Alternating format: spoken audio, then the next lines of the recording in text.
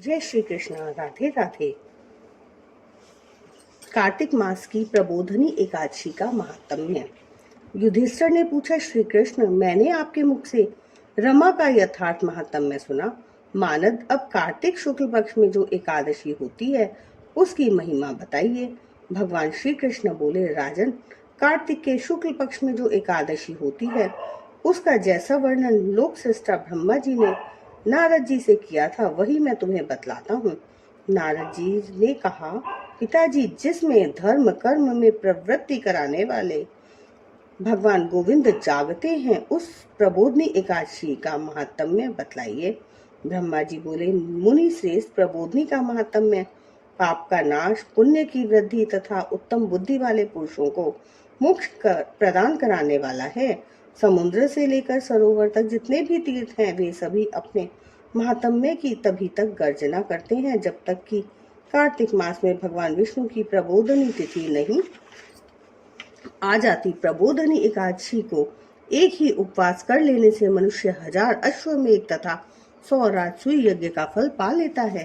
बेटा, जो दुर्लभ है, जिसकी प्राप्ति असंभव है तथा जिसे त्रिलोकी में किसी ने भी नहीं देखा है, ऐसी वस्तु के लिए भी याचना करने पर प्रबोधनी एकादशी उसे देती है। भक्ति पूर्वक उपवास करने पर मनुष्य को हरिबोधनी एकादशी ऐश्वर्य, संपत्ति, उत्तम बुद्धि, राज्य तथा सुख प्रदान करती है। मेरु पर्वत के समान जो बड़े बड़े पाप हैं उन सबको यह पाप नाशनी प्रबोधनी एक ही उपवास से भस्म कर देती है। पहले के हजारों जन्मों में जो पाप किए गए हैं उन्हें प्रबोधनी की रात्रि का जागरण रुई की ढेरी के समान भस्म कर डालता है। जो लोग प्रबोधनी एकादशी का मन से ध्यान करते हैं तथा जो इसके व्रत का अनुष्ठान करते हैं उनके पितर नरक के दुख से छुटकारा पाकर भगवान विष्णु के परम धाम को चले जाते हैं। ब्राह्मण, अश्वमेध आदि यज्ञों से भी जिस फल की प्राप्ति कठिन है वह प्रबोधनी एकादशी को जागरण करने से अनायास ही मिल जाता है। संपूर्ण तीर्थों में नहाकर स्वर्ण और पृथ्वी दान करने से जो फल मिलता है वह श्री हरि के नियमित जागरण करने मात्र से मनुष्य प्राप्त कर लेता है। जैसे मनुष्यों के लिए मृत्यु अनिवार्य है उसी प्रकार धन संपत्ति मात्र भी क्षणभंगुर है। ऐसा समझकर एकादशी का व्रत करना चाहिए। तीनों लोकों में जो कोई भी तीर्थ संभव है वे सब प्रबोधनी एकादशी का व्रत करने वाले मनुष्य के घर में मौजूद रहते हैं। कार्तिक की हरिबोधनी एकादशी पुत्र तथा पौत्र प्रदान करने वाली है।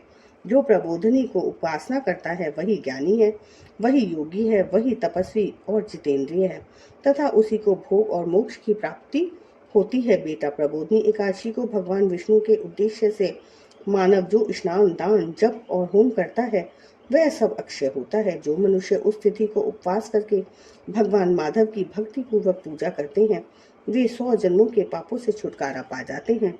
इस व्रत के द्वारा देवेश्वर जनार्दन को संतुष्ट करके मनुष्य संपूर्ण दिशाओं को अपने तेज से प्रकाशित करता हुआ श्री हरि के वैकुंठ धाम को जाता है। प्रबोधनी को पूजित होने पर भगवान गोविंद मनुष्यों के बचपन, जवानी और बुढ़ापे में किए हुए 100 जन्मों के पापों को, चाहे वे अधिक हों या कम, धो डालते हैं।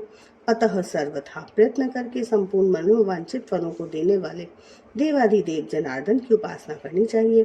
बेटा नारद, जो भगवान विष्णु के भजन में तत्पर होकर कार्तिक में पराय अन्न का त्याग करता है वह चंद्रायन व्रत का फल पाता है।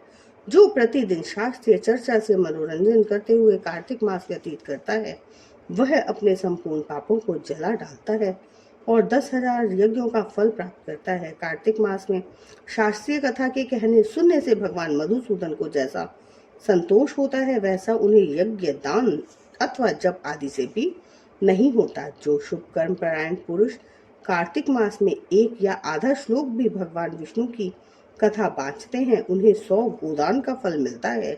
महामुने, कार्तिक में भगवान केशव के सामने शास्त्र का स्वाध्याय तथा श्रवण करना चाहिए। मुनि श्रेष्ठ, जो कार्तिक में कल्याण प्राप्ति के लोभ से श्री हरि की कथा का प्रबंध करता है वह अपनी 100 पीढ़ियों को तार देता है। जो मनुष्य सदा नियम पूर्वक कार्तिक मास में भगवान विष्णु की कथा सुनता है उसे सहस्त्र गोदान का फल मिलता है। जो प्रबोधनी एकादशी के दिन श्री विष्णु की कथा श्रवण करता है उसे 7 द्वीपों से युक्त पृथ्वी दान करने का फल प्राप्त होता है। मुनि श्रेष्ठ, जो भगवान विष्णु की कथा सुनकर अपनी शक्ति के अनुसार कथावाचक की पूजा करते हैं उन्हें अक्षय लोक की प्राप्ति होती है। नारद, जो मनुष्य कार्तिक मास में भगवत संबंधी गीत और शास्त्र विनोद के द्वारा समय बिताता है, उसकी पुनरावृत्ति मैंने नहीं देखी है। मुने, जो पुण्यात्मा पुरुष भगवान के समक्ष गान, नृत्य, वाद्य और श्री विष्णु की कथा कराता है, वह तीनों लोकों के ऊपर विराजमान होता है। मुनि श्रेष्ठ, कार्तिक की प्रबोधनी एकादशी के दिन बहुत से फल, फूल, कपूर, अर्गजा और कुमकुम के द्वारा श्री हरि की पूजा करनी चाहिए। एकादशी आने पर धन की कंजूसी नहीं करनी चाहिए, क्योंकि उस दिन दान आदि करने से असंख्य पुण्य की प्राप्ति होती है। प्रबोधनी को जागरण के समय शंख में जल लेकर फल तथा नाना प्रकार के द्रव्यों के साथ श्री जनार्दन को अर्घ्य देना चाहिए। संपूर्ण तीर्थों में स्नान करने और सब प्रकार के दान देने से जो फल मिलता है, वही प्रबोधनी एकादशी को अर्घ्य देने से करोड़ गुना होकर प्राप्त होता है।